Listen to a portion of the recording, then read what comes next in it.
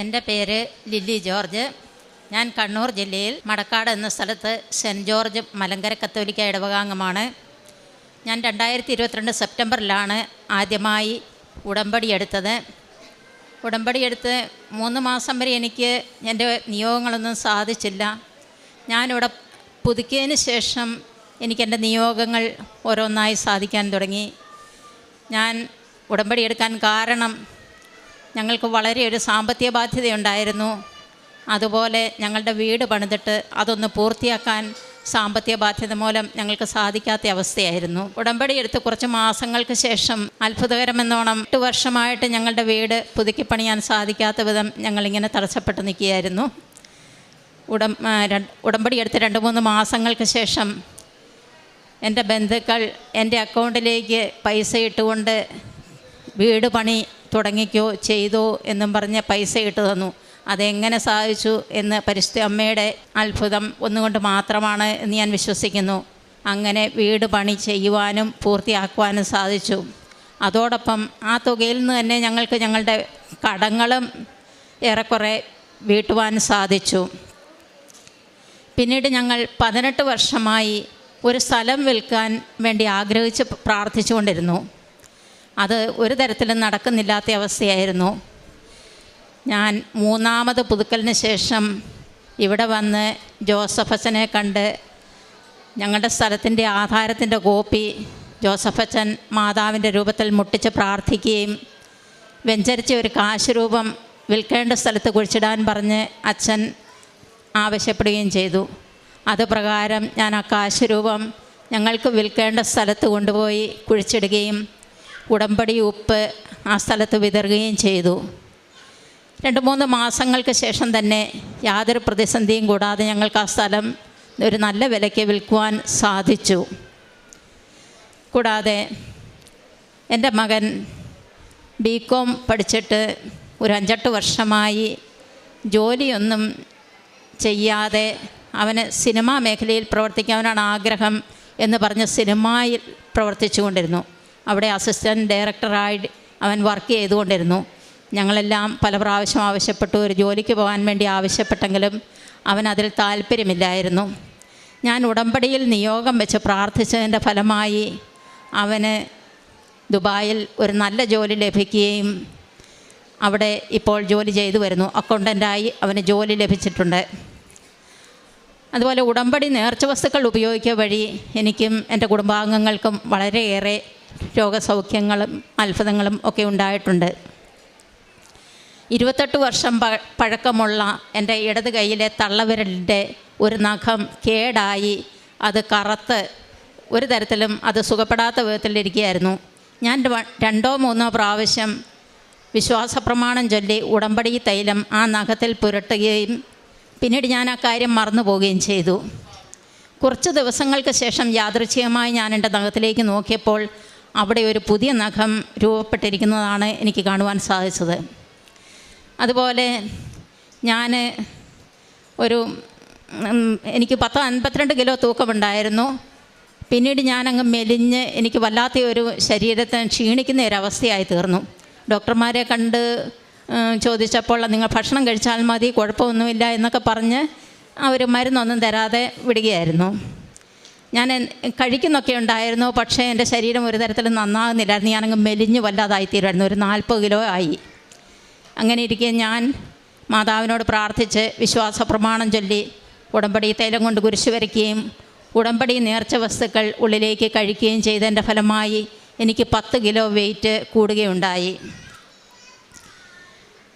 കൂടാതെ ഞാൻ ഉടമ്പടി നേർച്ച വസ്തുക്കൾ പല രോഗികൾക്കും കൊടുത്തതിൻ്റെ ഫലമായി അവർക്കും രോഗസൗഖ്യങ്ങളൊക്കെ ഉണ്ടായിട്ടുണ്ട്. പല അക്രൈസ്തവ സഹോദരങ്ങൾക്കും ഞാൻ ഉടമ്പടി നേർച്ച വസ്തുക്കൾ കൊടുത്തിട്ടുണ്ട്. അവർക്ക് വളരെ പ്രകടമായ അത്ഭുതങ്ങൾ ഉണ്ടാകുകയും അവരിവിടെ വന്ന് ഉടമ്പടി എടുക്കുകയും ഒക്കെ ചെയ്തിട്ടുണ്ട്. പ്രേക്ഷിത പ്രവർത്തനമായി ഞാനിവിടെ നിന്ന് കിട്ടുന്ന പേപ്പറുകൾ കൂടുതലായും ഹോസ്പിറ്റലുകളിലാണ് കൊടുക്കാറുള്ളത്. ഞാൻ പ്രാർത്ഥിച്ചിട്ട് ഓരോ പേപ്പറിലും ഉടമ്പടി തൈലം കൊണ്ട് കുരിശ് വരച്ച് വിശ്വാസപ്രമാണം ചൊല്ലിയിട്ടാണ് ഞാൻ ഓരോരുത്തർക്കും പേപ്പർ കൊടുക്കുന്നത്. കഴിയുന്നത്ര ഞാൻ മാതാവിനെക്കുറിച്ച് അവരോട് പറയുകയും എനിക്ക് കിട്ടിയ അനുഭവങ്ങൾ അവരോട് വിവരിക്കുകയും ചെയ്തുകൊണ്ടാണ് ഞാൻ പേപ്പറുകൾ കൊടുക്കാറുള്ളത്. പിന്നെ കാരുണ്യപ്രവർത്തികളായി ഞാൻ ചെയ്യുന്ന ഞങ്ങളുടെ അടുത്ത് ഒരു വൃദ്ധസദനമുണ്ട്. ഞാൻ അവിടെ പോവുകയും അവർക്ക് ക്ലീനിങ്ങിലൊക്കെ സഹായിക്കുകയും എന്നാൽ ചെയ്യാൻ പറ്റുന്ന കാര്യങ്ങളൊക്കെ ചെയ്തു കൊടുക്കുകയൊക്കെ ചെയ്യുന്നുണ്ട്. പിന്നെ എന്നെക്കൊണ്ട് സാധിക്കുന്ന വിധത്തിൽ അവിടെ വേണ്ടുന്ന സാധനങ്ങളൊക്കെ പലപ്പോഴായിട്ട് ഞാൻ മേടിച്ചു കൊടുക്കാറുണ്ട്. പിന്നെ സാമ്പത്തികമായി പിന്നോട്ട് നിൽക്കുന്ന പല വ്യക്തികൾക്കും എന്നാൽ കഴിയുന്ന വിധം ഞാൻ എന്തെങ്കിലും ഒരു സാമ്പത്തിക സഹായം ചെയ്ത് അവരെ സഹായിക്കാറുണ്ട്. ഇത്രയേറെ അനുഗ്രഹങ്ങൾ ചെയ്ത എൻ്റെ ആത്മീയ ജീവിതം ഇതോടെ വളരെയധികം മെച്ചപ്പെട്ടു. എനിക്ക് പെട്ടെന്ന് മുൻകോപമുണ്ടാകുന്ന സ്വഭാവമുണ്ടായിരുന്നു. ആരെങ്കിലും എന്നെക്കുറിച്ച് എന്തെങ്കിലും ഒന്ന് പറഞ്ഞാൽ ഞാൻ അതിനവരോട് പ്രതികരിക്കുന്ന ഒരു സ്വഭാവം എനിക്കുണ്ടായിരുന്നു. ഇപ്പോൾ എനിക്ക് ആരെന്നെക്കുറിച്ച് എന്ത് പറഞ്ഞാലും ഞാൻ കൂളായിട്ട് നിൽക്കുന്ന ഒരു സ്വഭാവമാണ് എനിക്കുള്ളത്. എനിക്ക് പലരോടും എവിടെയെങ്കിലും ഒരു വഴക്കുണ്ടാകുന്നെന്ന് കാണുമ്പോൾ ഞാൻ പ്രാർത്ഥിക്കും, ദൈവമേ ഒരു വഴക്കും ആകരുതേ, ആരും വഴക്കുണ്ടാക്കാതിരിക്കാൻ വേണ്ടി ഞാൻ ശ്രമിക്കാറുണ്ട്. എനിക്കങ്ങനെ ആത്മീയമായി കൂടുതൽ പ്രാർത്ഥിക്കുവാനും ഉടമ്പടി ജീവിതം നയിക്കുവാനും സാധിച്ചു. എൻ്റെ ഒരേ ഒരു ആഗ്രഹം നിത്യത വരെ, ഞാൻ മരിക്കുന്നത് വരെ ഈ ഉടമ്പടി ജീവിതം നയിച്ചുകൊണ്ട് നിത്യതയ്ക്ക് വേണ്ടി പരിശ്രമിച്ചുകൊണ്ട് ഒരു നല്ല ജീവിതം നയിക്കണം എന്ന് മാത്രമാണ്. ഇത്രയേറെ അനുഗ്രഹങ്ങൾ തന്ന മാതാവിനും തിരുക്കുമാരനും കോടാനുകോടി നന്ദികൾ പറഞ്ഞുകൊള്ളുന്നു. ഹെബ്രായർക്കുള്ള ലേഖനം 4-ാം അധ്യായം 16-ാം തിരുവചനത്തിൽ, അതിനാൽ വേണ്ട സമയത്ത് കരുണയും കൃപാവരവും ലഭിക്കുന്നതിനായി നമുക്ക് പ്രത്യാശയോടെ കൃപാവരത്തിൻ്റെ സിംഹാസനത്തെ സമീപിക്കാം. ലില്ലി ജോർജ് എന്ന ഈ മകള് കൃപാവരത്തിൻ്റെ സിംഹാസനത്തിൽ നമുക്ക് വേണ്ടി മധ്യസ്ഥത വഹിക്കുന്ന പരിശുദ്ധ അമ്മയുടെ മധ്യസ്ഥതയിലൂടെ വർഷങ്ങളായിട്ട് തനിക്ക് നടക്കാതിരുന്ന പല കാര്യങ്ങൾ തൻ്റെ ജീവിതത്തിൽ നടന്നു കിട്ടുന്നതിൻ്റെ ദൈവാനുഭവങ്ങളാണ് പങ്കുവയ്ക്കുക. ഒത്തിരിയേറെ കാര്യങ്ങൾ ഈ മകൾക്ക് വർഷങ്ങളായിട്ട് നടക്കുന്നില്ലായിരുന്നു. അത് ഉടമ്പടിയിലേക്ക് വരുമ്പോൾ ജീവിതത്തിൻ്റെ എല്ലാവിധ പ്രതിസന്ധികളും പ്രശ്നങ്ങളും പുനഃക്രമീകരിക്കുവാൻ നമുക്കുള്ളത് ഇന്ന് ഉടമ്പടിയാണ്. ഉടമ്പടിയുടെ ജീവിതത്തിലൂടെയാണ് അത് സാധ്യമാവുക. തൻ്റെ 8 വർഷമായിട്ട് വീട് പണി മുടങ്ങിക്കിടന്നിരുന്നു.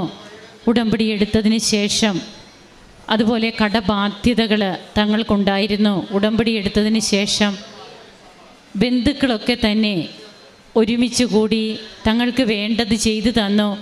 വീട് പണി പൂർത്തിയാകുന്നു. അതുപോലെ തന്നെ അവർ കൊടുത്ത ആ ഒരു എമൗണ്ടിൽ നിന്നൊക്കെ തന്നെ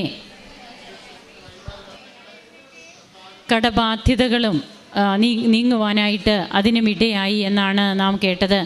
18 വർഷമായിട്ട് വിൽക്കാതെ കിടന്ന സ്ഥലം ബഹുമാനപ്പെട്ട VP ജോസഫ് അച്ഛനെ വന്ന് കണ്ട് പ്രാർത്ഥിച്ചിട്ട് പോകുമ്പോൾ അച്ഛൻ്റെ ബ്ലെസ്സിങ് വാങ്ങിച്ച് കാശ് രൂപവുമൊക്കെ ആയിട്ട് പോയി. പിന്നീട് ആ സ്ഥലം ഉടനെ തന്നെ വിറ്റ് പോവുകയാണ്. ഏറ്റവും നല്ല റേറ്റിന് വിറ്റ് പോകുന്നു. മകൻ്റെ ജോലി തടസ്സങ്ങൾ, ജോലി മേഖലയിൽ മകനുണ്ടായിരുന്ന ബുദ്ധിമുട്ടുകളൊക്കെ മാറി മകൻ ഇന്ന് വിദേശത്ത് ജോലി ലഭിക്കുന്നു. 28 വർഷമായിട്ട് തനിക്ക് ഉണ്ടായിരുന്ന, അതായത് നഖത്തിൻ്റെ കാര്യമാണ് ഇവിടെ പറഞ്ഞത്. അപ്പോൾ അതുമൂലം തനിക്ക് വേദനയും മറ്റ് അസ്വസ്ഥതകളുമൊക്കെയുണ്ട്. എന്നാൽ ഉടമ്പടി നേർച്ച വസ്തുക്കളിലൂടെ അതെങ്ങനെയാണ് വളരെ നല്ല ഒരു നഖം പിന്നീട് തനിക്ക് കിട്ടി എന്നാണ് പറയുക. മരുന്നുകളൊന്നും ഉപയോഗിക്കാതിരുന്നിട്ടല്ല, അതൊക്കെ ഉപയോഗിച്ചിരുന്നെങ്കിലും തൻ്റെ അവസ്ഥ അതായിരുന്നു. ഒരേ അവസ്ഥ 28 വർഷമായിട്ട്. അതുപോലെ തൻ്റെ തൂക്കം കുറയുന്നു യാതൊരു കാരണവുമില്ലാതെ. എന്നാൽ ഉടമ്പടി ഉപ്പ് അതുപോലെ തൈലം ഇതൊക്കെ ഉപയോഗിക്കുമ്പോൾ തനിക്ക് 10 കിലോ വെയിറ്റ് കൂടി എന്നാണ് ഈ മകൾ പറയുക. ഡോക്ടർമാരെയൊക്കെ കാണുമ്പോൾ നന്നായിട്ട് ഭക്ഷണം കഴിക്കാൻ പറഞ്ഞിരുന്നു. എത്ര ഭക്ഷണം കഴിച്ചാലും താൻ ഒന്നിനൊന്നിന് ക്ഷീണിക്കുന്ന അവസ്ഥ. ഇവിടെ ഇതൊക്കെ ഈ മകൾ പറയുമ്പോൾ കൃപാവരത്തിൻ്റെ സിംഹാസനത്തെ നമുക്ക് സമീപിക്കാം.